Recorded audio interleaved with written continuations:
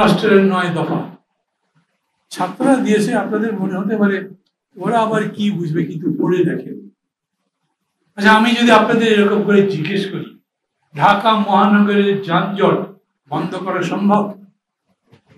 পৃথিবীর বহু দেশে এরকম যানজট ছিল, বন্ধ হয়েছে। কি করলে হবে? আপনাকে ঠিক পদ্ধতিটা বের করতে হবে। দুর্নীতি দমন করা সম্ভব? সম্ভব। বেলার মাথা নাড়া সম্ভব না? সম্ভব। আমরা আমাদের অবস্থা বদলে দিতে পারি যদি আমরা চাই। কিন্তু 54 বছর ধরে যারা দেশ শাসন করেছে তারা ভেবেছে আগে নিজেদেরটা বদলায়, ওইটা পরে। অতএব দেশের অবস্থা বদলায়নি, কিন্তু তাদের অবস্থা তো বদলেছে। এরশাদের অবস্থা বদলেছে, শেখ হাসিনার অবস্থা বদলেছে। যারাই ক্ষমতায় ছিল তারা একেবারে আগা পাশতলা বদলে গেছেন, ধন রক্তে মালামাল হয়ে গেছে, কিন্তু মানুষের কল্যাণ হয়নি। যদি ওরা দেশটা বদলাতে চাইতো তাহলে তারা দেশ বদলাতে পারত। এখন আমি মনে করছি আমার এই অল্প বয়স মানে জীবন কতদিন? 74, 75, 74 না, আমার বয়স 75 পার হয়ে গেছে। আর ধরেন 5 বছর বাঁচবো। আমি স্বাধীনকে শিখে দিতে চাই, তুই তো বেশি দিন বাঁচবি, তুই বেশি দিন যাতে ঠিক মতো সংগ্রাম করতে পারিস। এই হলো পথ। এটা সংগঠন করবার অথবা সভ্যতাকে টিকে রাখবার একটা ধারাবাহিক পদ্ধতি, সেটা আমি চেষ্টা করছি। আমরা সবাই তাই করি। আমাদের লক্ষ্যটা কি? আমি পারি বা না পারি, আমার পরের যে প্রজন্ম আসবে তারা যাতে একটা সুন্দর জীবন পায়। এবং আমি বলি সেই রকম জীবন পাওয়া সম্ভব। 50-এর মন্বন্তরের কথা জানেন আপনারা? তখন বাংলা মানুষ কত ছিল? 2 কোটি 2.5 কোটি। দুর্ভিক্ষ হয়েছিল, এদের খাবার দেওয়া যেত না। এখন ওই জমি তো আছে 54,000 বর্গ মাইল, মানুষ কত? 20 কোটি। এবছর দুর্ভিক্ষ হয়েছে, গত বছর হয়েছে, আগের বছর হয়েছে। 54,000 বর্গ মাইলে যদি 20 কোটি মানুষ খেয়ে পরে চলতে পারে, তখন 54,000 বর্গ মাইলে 2 কোটি 2.5 কোটি লোক কেন টিকতে পারবে না? তার মানে তখন সে জানে না কি করলে তার উৎপাদন বাড়বে, কি করলে তার জীবন আরো ভালো হবে। তখন টেকনোলজি আসেনি, তখন চাষের পদ্ধতি আসেনি, তখন চাষবাস ভালো করে এবং জীবনকে আরো সুন্দর করবার পদ্ধতি জানি না। এরকম তো হতে পারে আজকে আমরা যা মনে করছি আমরা যত সম্পদ তৈরি করতে পারি, 50 বছর পরে এর 3 গুণ সম্পদ এই জমিতে, এই মাটিতেই তৈরি করা সম্ভব। ইনকাম বাড়ছে না। এই যে নতুন করে ধরেন আইটি আসলো, আগে তো ছিল না। নতুন করে গার্মেন্টস আসলো, আগে তো ছিল না। আমরা নতুন জিনিস যদি তৈরি করতে পারি তার মানে আমাদের সম্পদ বাড়বে। তার সাথে সাথে আমি যুক্ত করছি, খালি সম্পদ উপরের দিকে বাড়বে তারা, ভার্টিক্যালের পাশাপাশি ল্যাটারাল মানে সমান্তরাল ভাবেও যাতে সম্পদটা ঠিক মতো ডিস্ট্রিবিউট করা যায়, এই পদ্ধতি চালু হলে মানুষ আরো বাড়লেও আমাদের জীবন ভালো হতে পারে। এখন কি হবে বলেন? এত বড় লড়াই হলো, এত অল্প দিনে একসাথে প্রায় 1,500-2 হাজার মানুষ মারা যাবার ঘটনা। স্বাধীনতা যুদ্ধের মতো স্বাধীনতা যুদ্ধ হয়েছে প্রায় 10 মাস, অনেক লোক মারা গেছে। কত যে মারা গেছে সেই ব্যাপারে তো ঠিক আমরা জানি না, যে যার মতো বলে গেছে। কিন্তু সেটা বাদ দিলেও এটা ঠিক, আমরা যেটা দেখলাম এইবার, মানুষ যেমন অকাতরে জীবন দিয়েছে, সেই জীবন দেবার পরে আমরা এটা বদলে দেব, নতুন একটা জীবন পাবো, এই আশা তো করাই যায়। এবং আমরা তার জন্য নতুন করে আশায় বুক বাঁধছি। আমরা মনে করি এই পরিবর্তনটা করতে পারব, চেষ্টা করছি কিরকম করে করতে পারি। আবার কিন্তু একই প্রশ্ন আসবে, এখন কি সেদিকে যাচ্ছে দেশ? যাচ্ছে না। যারা ক্ষমতায় আছেন বা দায়িত্বে আছেন, প্রফেসর ইউনূসের সরকার, তারা ভালো মতো চালাতে পারছেন? শীতের সিজন শুরু হয়েছে, শাকসবজির দাম কিছু কমেছে, কোনোটা কমেনি। এখন পর্যন্ত মানুষ কষ্ট করছে, এখন পর্যন্ত দুর্নীতি আছে, ঘুষ আছে, আমলাতন্ত্র আছে, মামলাবাজি আছে, সবই চলছে, কিছু কিন্তু বন্ধ হয়নি। এই সরকার থাকতে আর হবে? এই সরকার আছে তো 3 মাস, 3.5 মাস, 1.5 মাসের মাথায় মানে ডিসেম্বরের প্রথমেই সরকার নির্বাচন ঘোষণা করবে, স্কেজুল ঘোষণা করবে।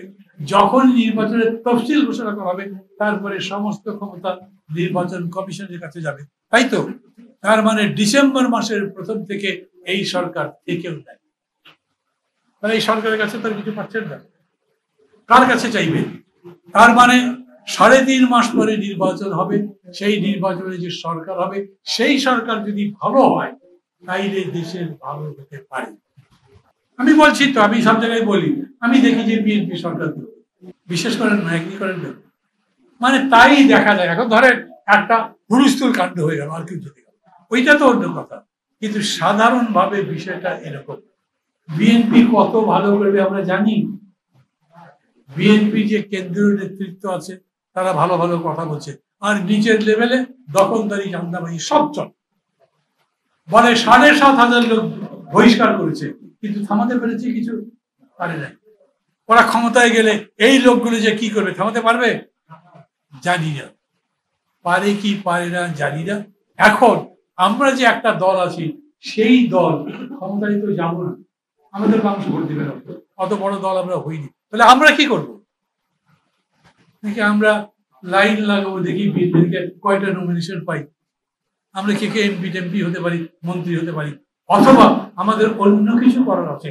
এই যে বললাম লড়াইটাই করছি একটা সুন্দর যে দেশের জন্য, সুন্দর সমাজের জন্য, সুন্দর রাষ্ট্রের জন্য, সুন্দর জীবনের জন্য, সেই লড়াইটাই করবো। কিরকম করে? আমি বলছি, আমি জাতির সামনে একটা সলিউশন দেব। দুর্নীতি এইভাবে বন্ধ করা সম্ভব, দেশের উৎপাদন এইভাবে বাড়ানো সম্ভব, জনগণের অধিকার বা সুষম বন্টন এই পদ্ধতিতে হওয়া সম্ভব। বলতে পারবো না?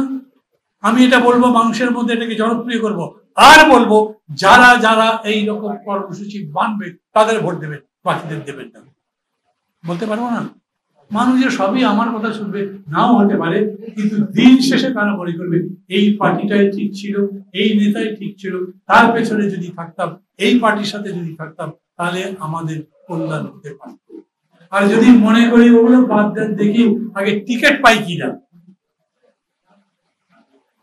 এইবার যখন জানা গেল যে আমরা বিএনপি সহ নির্বাচন করতে পারি, বিএনপি চাচ্ছে, তখন কত যে ক্যান্ডিডেট, নাগরিক ঐক্য একাই 300 ক্যান্ডিডেটের নাম দিতে পারবে। কেন? ভাই মার্কা যদি পাই তাহলে আমার অসুবিধা কি?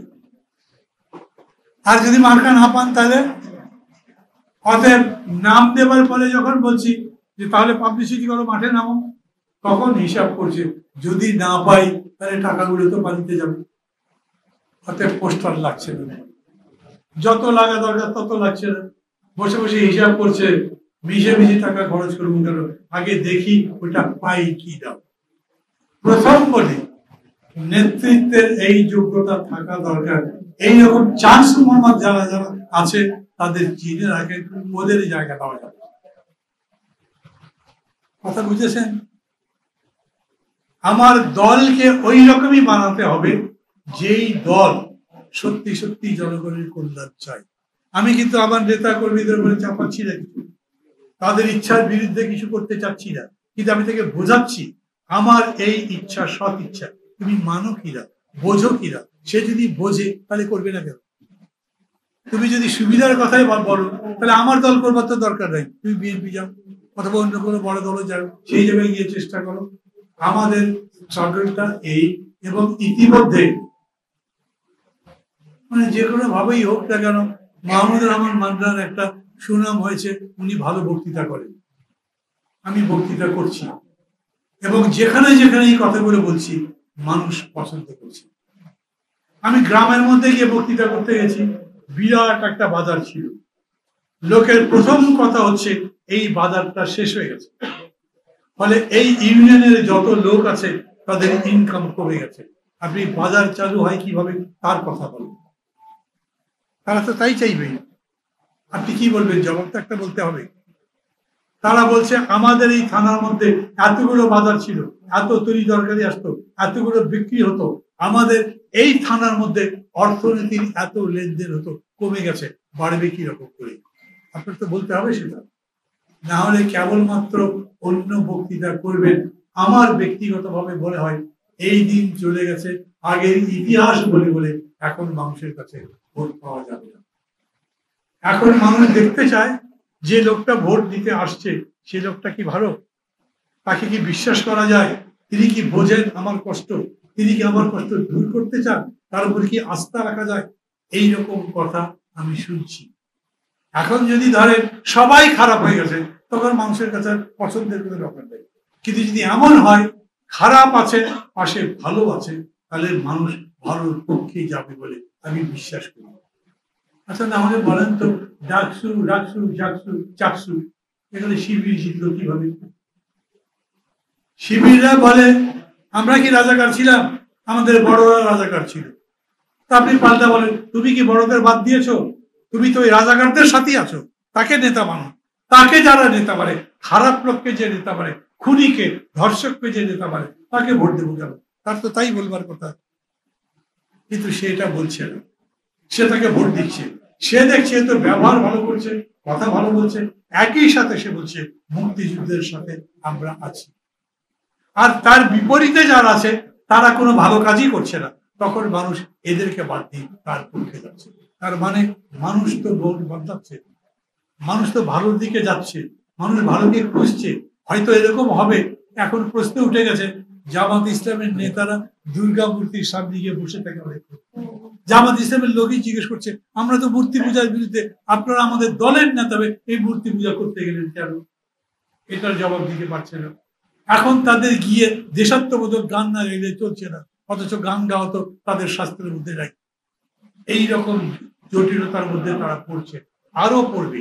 আমরা এরকম একটা জায়গায় আছি, আমাদের মধ্যে গোড়ামি নেই, আমরা কারো উপরে কিছু চাপিয়ে দিচ্ছি না, আমরা একটা সত্যের পথে আছি, সত্যের অনুসন্ধান করছি। আমরা যদি দেখি কোনো অন্ধ আবেগ দিয়ে আমরা চলছি, তাহলে সেখান থেকে ছুটে এসে একটা যুক্তির পথে, মুক্তির পথে থাকার চেষ্টা করছি। এবং এই জন্য আমি বিশ্বাস করি যে বাংলাদেশের মানুষ যারা আমাদেরকে জানে, তারা আমাদেরকে ভালো জানে।